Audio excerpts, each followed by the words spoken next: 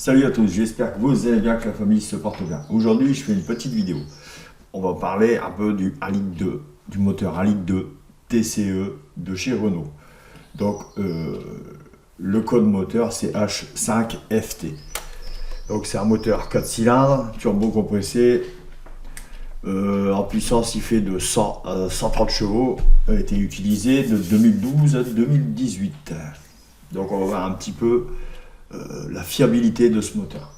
Allez, on y va, let's go. Donc on va commencer par voir un peu la fiche technique. Donc 4 cylindres en ligne, essence transverse à l'avant, alimentation génération intégrale, turbo compresseur, double armoire comme en tête, 4 cylindres, 4 par cylindre. Cylindrée 1150 cm3, 100 chevaux. Voilà, il y a plusieurs modèles, mais là ça va être le 100 chevaux, il y a 130 aussi. Donc voilà, jusque là, rien de spécial. Voilà. Donc là, on a vu 49 litres. Bon, tout ça, on s'en fout un peu. Donc voilà, la date de sortie, hein, le 1 litre de TCE, dont le petit code est H5FT. Essence 4 cylindres turbo compressé, de 100 à 130 chevaux. Jusque là, tout va bien. Donc, ici, on voit un peu plus en détail les problèmes qu'ils ont eu. Donc, le problème, c'est surconsommation d'huile. Hein, donc, c'est ici. Hein, donc, tout ça, c'est pas des conneries. Hein. Alors, il y en a qui me disent c'est trop de la lecture. Mais en fait, moi, je veux que on se connaît pas. Donc, je veux que vous ayez confiance. Donc, je vous montre des preuves à l'appui. Donc, évidemment, de temps en temps, je répète un peu bêtement ce qui est écrit. Mais voilà, il faut du concret. Donc, le souci majeur du 1 litre de TCE, c'est une surconsommation d'huile pouvant mener jusqu'à la casse moteur. Une chaîne de distribution fragile, comme quoi les moteurs à chaîne, c'est pas les plus performants, la preuve en est. Deuxième problème, donc le souci est initié par une pression d'air insuffisante au niveau du collecteur d'admission. Du coup, les cylindres se remplissent insuffisamment d'air lors de la phase d'admission. Cela crée une dépression dans le cylindre, laquelle a tendance à aspirer de l'air depuis les cylindres et le bon moteur. Donc les segments autour des pistons insuffisamment durs et étanches laissent remonter de l'huile avec l'air depuis le bon moteur.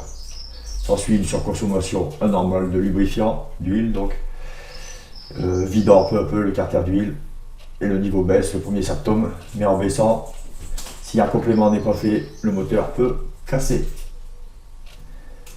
Parce que la pompe à huile est mal lubrifiée, enfin le moteur est mal lubrifié, la pompe à huile aspire de l'air, vu qu'il n'y a plus assez d'huile. Donc voilà, il y a eu de gros problèmes là-dessus. Donc le problème de la chaîne de distribution, à cause des vibrations et décalage du système de variation de variateur de phase qui décale les arbres à cam, elle se détend, devient bruyante et peut entraîner au pire une casse moteur. Voilà. Donc en gros, ah non, il y a encore un autre souci, je ne le connaissais pas celui-là, j'avoue.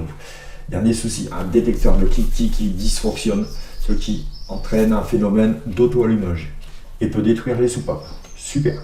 Donc, si on veut bien résumer, si le moteur casse, les frais de remplacement sont évidemment faramineux, compris entre 6 000 et 10 000 selon le moteur et le modèle. Donc, si c'est un 100 ou un 130 chevaux.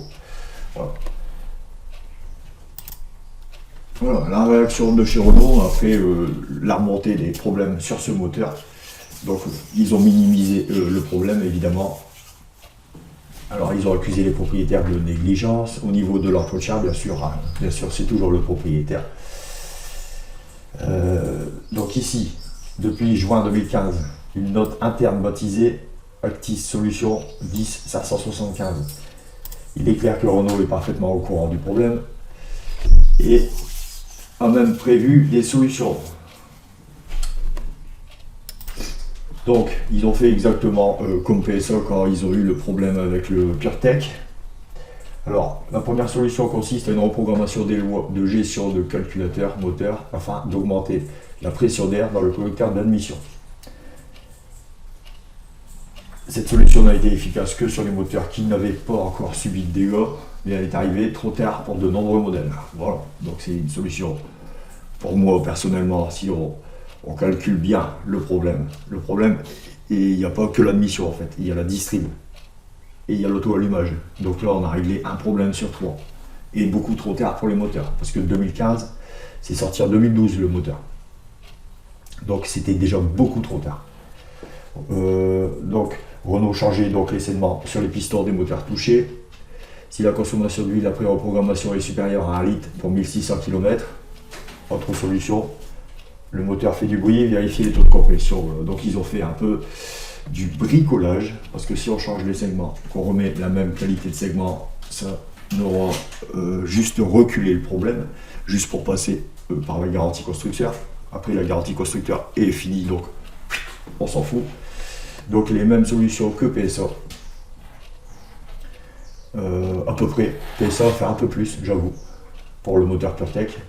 Et là, c'est une catastrophe. Donc tous les propriétaires de la ligne de TCE, ils ont créé un groupement. Donc là, on voit, il y a une action collective qui a été mise en place. Donc le collectif a déposé une plainte contre Renault. Donc pour l'instant, ils sont 1109 participants, mais il y a eu 130 000 véhicules. Donc évidemment, tout le monde n'a pas rejoint le collectif. Ça va peut-être s'améliorer, enfin, ça va peut-être évoluer.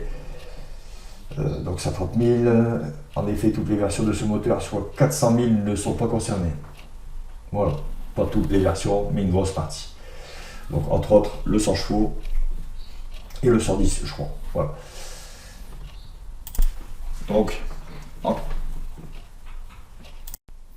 Donc, petite info que j'ai oublié de préciser, donc le TSCE, ça veut dire Turbo Control Efficiency.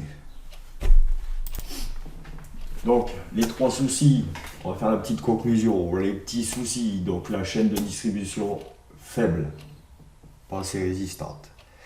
Problème d'admission, qui compresse trop l'air, qui n'aspire pas, n'a pas assez d'air dans l'admission d'air. Hein, voilà. Trop comprimé.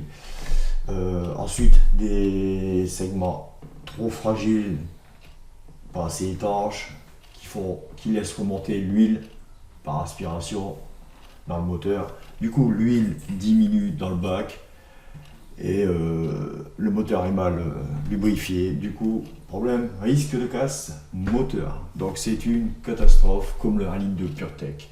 Donc celui-là, la personne qui voudrait acheter un TCE, alors, non, hésitez, vraiment, réfléchissez, parce que déjà, neuf, c'était des trucs à problème. Donc là, d'occasion, ça va être une catastrophe. 1 litre de PureTech et 1 litre de TCE à éviter, à bannir. Voilà. Malheureusement, les constructeurs n'ont pas voulu prendre en compte. Mon PSA fait pas mal de petits ajustements, pour moi, obsolètes. Hein.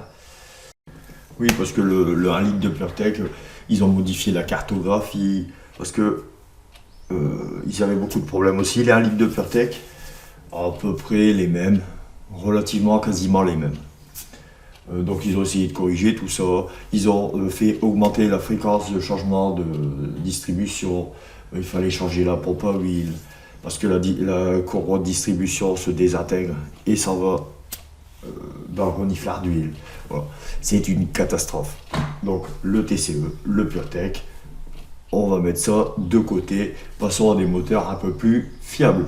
Voilà. Allez, salut!